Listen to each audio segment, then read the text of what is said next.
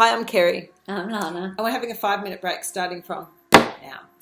And today we're talking about shame, particularly public shaming. We both read the book by John Ronson, So You've Been Publicly Shamed, which you should read, which I won't go on about too much because Kerri tells me I go on too much.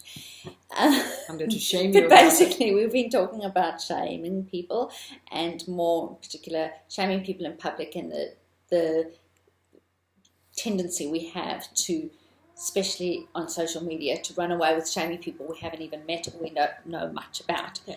And this particularly came to light yesterday or the day before, when there was a couple from Canberra who had decided that they would annul their marriage or get divorced if gay marriage became legal. Which is terrifying me, because I don't know how I'm going to cope if they get divorced. It would just, they're holding me to ransom like this. How will we go on? Sorry. So we're speaking about the idea of publicly shaming people, and Kerri and I have a big, we don't agree on what shaming. Yeah, we don't agree on what shaming means, or if it's relevant in this case. I mean, we both agree that publicly shaming someone is wrong. And it happens all the time that you see the internet sort of gang up on somebody and start hurling abuse at someone for something, for something that they've done. And I think it's shaming happens when a secret comes to light, or something. The definition of shaming is when Whose definition is this?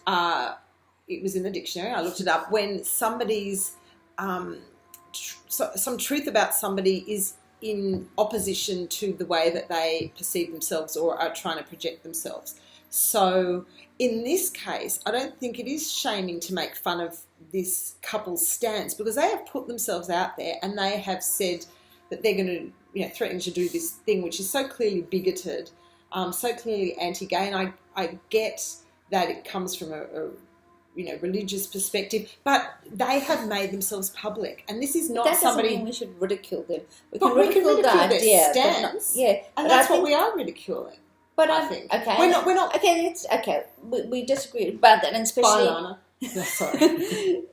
The man in question, I think his name was Nick Jensen, his brother wrote a really compelling argument about, not an argument about why you should support him, but just explaining it and saying the most terrible things have been said to his family, and I've read hideous things about this man on the internet, and yes, I think what he said is completely wrong, but does that mean we should ridicule him and shame his family?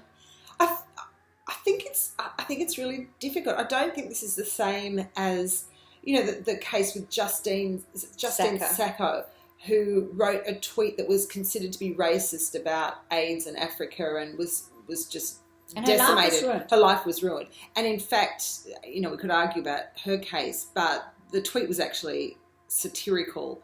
I know we can go in about that, but it was meant to be satirical, and either way, people stuff up and people say ridiculous things online, and what shaming does is allow for no possibility of redemption. So, for her to come forward and say, "I'm sorry, I apologise, that was misguided," she still wasn't cleared.